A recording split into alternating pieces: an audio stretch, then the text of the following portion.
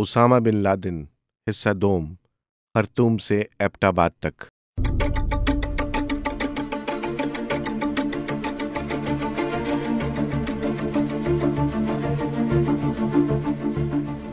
1979 میں king Abdul Aziz university میں فلسطینی استاد عبداللہ بن عزام نے اسامہ بن لادن کو جہاد سے شناسہ کیا۔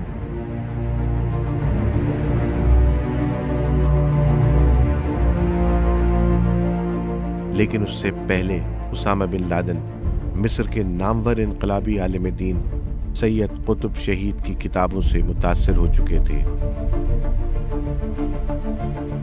موجودہ زمانے میں اسلام کی تفہیم و تشریح کے حوالے سے سید قطب شہید کے فکر کی اہمیت کے بارے میں ہم نے اپنی ایک دستاویزی فلم طالبان میں اپنے ناظرین کو مفصل طریقے سے آگاہ کیا تھا۔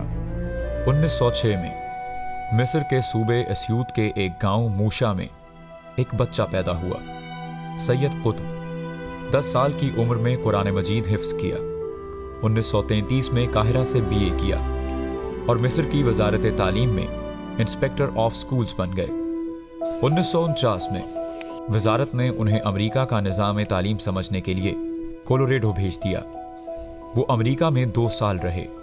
ان 2 برسوں میں انہوں نے ولسن ٹیچرز کالج واشنگٹن اور اسٹین فورڈ یونیورسٹی کیلیفورنیا میں امریکی نظام تعلیم کا مطالعہ کیا۔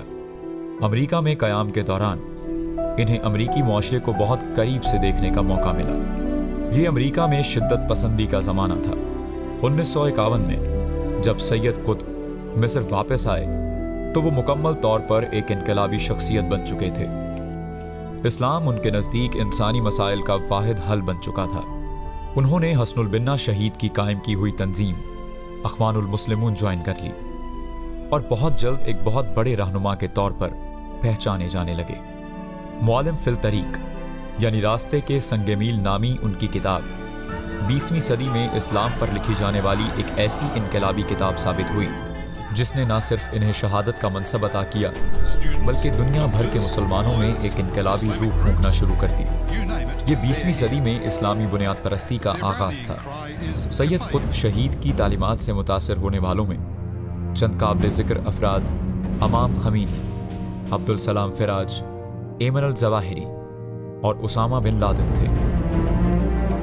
15 فروری 1889 میں افغانستان سے سوویت یونین کے آخری فوجی دستے کے جانے کے بعد افغانستان میں جنگ کا خاتمہ تو ہو گیا، لیکن امریکہ جس طرح اپنے مقاصد حاصل کرنے کے بعد افغانستان کو دہشت گردی، بنیاد پرستی اور آپس میں دست و گریباں مجاہدین کے مختلف گروہوں کے حوالے کر کے گیا، وہ دراصل بنیاد ہے اس دہشت گردی کی جس کی لپیٹ میں آج پوری دنیا آئی ہوئی ہے۔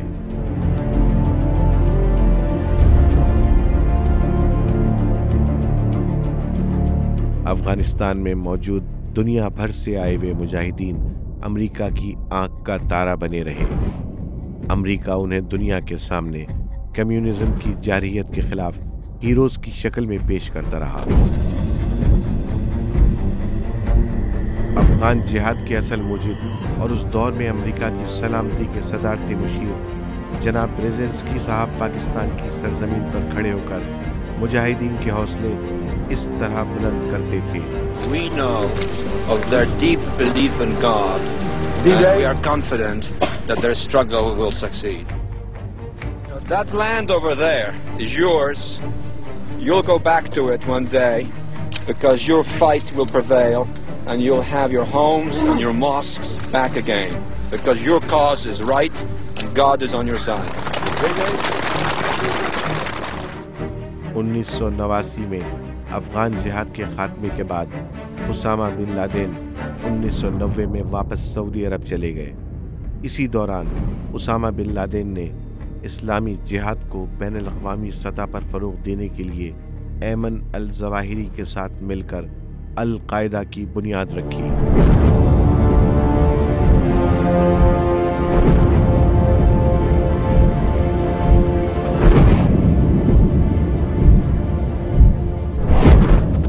اگست 1990 کے دن کویت پر عراقی حملے نے اسامہ بن لادن کی زندگی میں ایک موڑ کی حیثیت اختیار کر لی۔ اسامہ نے شاہ فہد اور سعودی وزیر دفاع شہزادہ سلطان سے ملاقات کی اور انہیں سعودی عرب کو لاحق خطرات اور کویت میں عراقی فوجوں کے مقابلے کے لیے امریکہ کی مدد حاصل کرنے کے بجائے اپنے مجاہدین کی خدمات پیش کیں، مگر سعودی حکومت کے انکار اور امریکی فوجوں کی آمد کے بعد وہ عوامی سطح پر بآواز بلند سعودی حکومت کی مخالفت کرنے لگے۔ یہی وہ زمانہ تھا جب CIA اور ایجپشین اسلامک جہاد کے لیے بیک وقت کام کرنے والے علی عبد المسعود محمد کے ساتھ ایک ڈیل کے نتیجے میں اسامہ بن لادن سوڈان کے دارالحکومت خرطوم چلے گئے۔ خرطوم کے قیام کے دوران اسامہ نے بے شمار فلاحی کام کیے، بہت سی نئی سڑکیں بنوائیں اور کئی صنعتوں کی بنیاد رکھی، لیکن سعودی حکومت کی مخالفت جاری رکھی۔